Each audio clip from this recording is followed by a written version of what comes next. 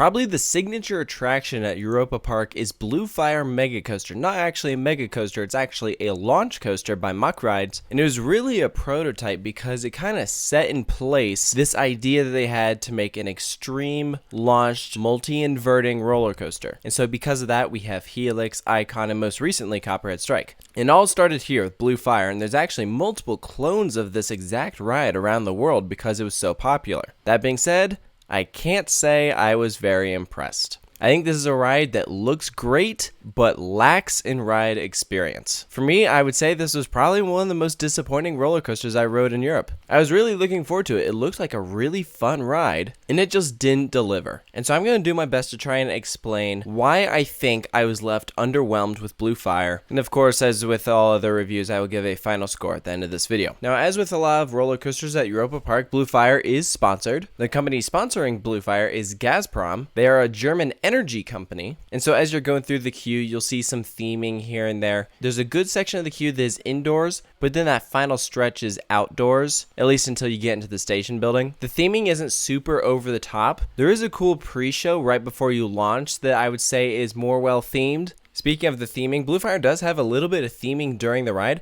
They actually have some rock work. Europa Park does a fabulous job with their level of detail and landscaping and whatnot. So the ride looks absolutely fantastic. I mean, as you're walking up to it, it just looks great. I mean, it's not the tallest or fastest coaster in the park, that goes to Silver Star, but Blue Fire's presentation, I would say, is a lot better than Silver Star's. Woden's is better than both of those, but I think this is the ride that gets the public really excited to ride a roller coaster. So let's dive into this ride experience. When you board the trains, you have the classic MACK Rides restraints. There's no seatbelt or anything, you just pull down your lap bar. It will come down further on you during the ride. It is not in a fixed position, but it's a very simple train and also allows for very quick dispatches. One thing to know is they don't let you pick your row for this ride. I would say I probably got 4 or 5 different rides on Blue Fire, and it took a few tries to get a row that I was hoping for. So anyways, you roll out of that station and you have that pre-show there. The POV you're watching now is the official Blue Fire POV from Europa Park. Really gives you a good idea of that sequence right before you launch out. One thing I love is how they have this door closed so you can't see the rest of the ride, and then right before you launch out, it opens and then you shoot out of that building. That launch is 0 to 62 miles per hour in 2.5 seconds, which on paper that seems like not a bad acceleration. That's about 25 miles per hour per second, but I will say it does not feel like it is accelerating that fast at all. MACK rides are not known for having forceful launches. They're very gradual and graceful accelerations. So if you're expecting to feel any force on that launch, or for the rest of the ride for that matter, I'd say just get that idea out of your head, because this is a forceless ride. And it's a very long launch section, so once you've reached that max speed, you just keep going, and then you climb up to your highest point, 125 feet. Initially enough, it tries to be like a wave turn, but it doesn't have any hang time. It doesn't stall you there or anything. It kind of looks like it does, but not really. It's kind of a weird first element. But as soon as you exit that element, you plunge under some rockwork and into your first inversion, a vertical loop. And this does not feature any hang time at all. It's just a standard vertical loop. I wouldn't say it's a very impressive one. It's just kind of there. A lot of this ride, I would just say, is kind of there. Like, as you're watching the POV, it looks like it's doing all of these elements, but it's kind of boring, which I know probably sounds weird. But to me, Blue Fire just went through all these different elements, just kind of meandering around, but it wasn't really exciting or anything. And that's why it's kind of hard to describe, because a lot of people, they think that they can just look at a point of view video and know what to expect in the ride experience. But this is a perfect example that you cannot judge a roller coaster by the POV. Because when you're watching this, it looks great. It looks like a great roller coaster. But I got off and I was like,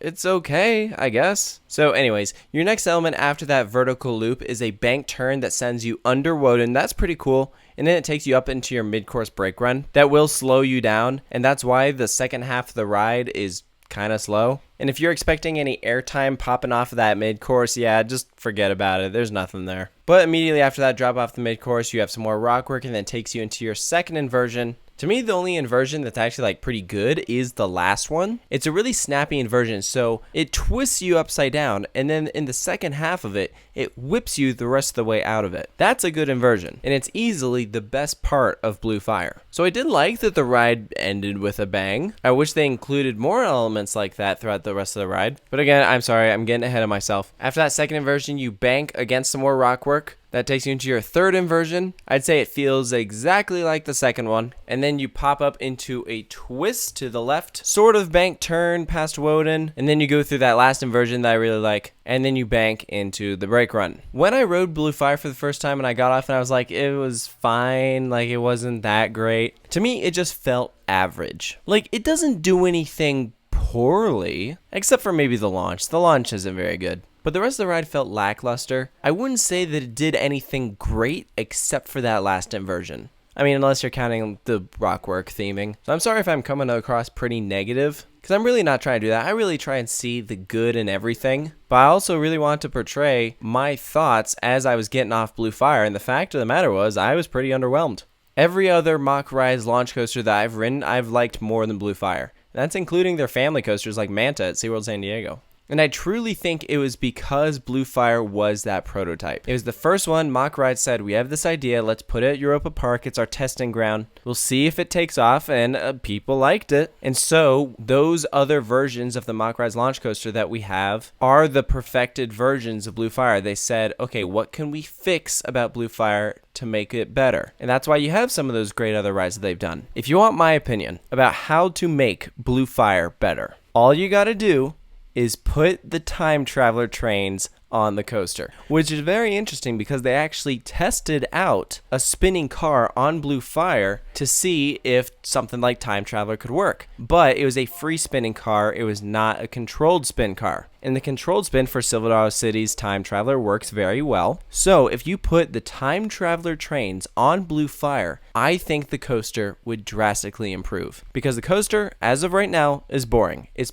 pretty bland. If you put the time traveler trains on there, I think all of those lackluster elements would suddenly become exciting. Because if you look at it from the other way, if you put Blue Fire trains on time traveler, suddenly time traveler is not that exciting. Yeah, you have to drop out of the station, but the rest of it's, you know, pretty similar elements to what Blue Fire has. I think the spinning trains in combination with those elements is what makes it a fantastic ride. So if you want my opinion, that's how you make Blue Fire better. But in the state that it's in right now, I'm not a big fan. So for its final score, I'm going to give it a 6. The way I've always done the scale is if it's at a 5, it's not a good or a bad ride. And if it's below a 5, then it's a bad ride. Blue Fire is not a bad ride, but it's not a great ride either, which is why I'm giving it that score of 6. I think those who might not have ridden as many roller coasters as myself might enjoy it more. The problem is, because I've ridden so many other great rides, I know what Blue Fire could be, and so I see the potential and see that it's not hitting that mark, which is why I'm not impressed with it. In my opinion, the much better ride at Europa Park is right next to it,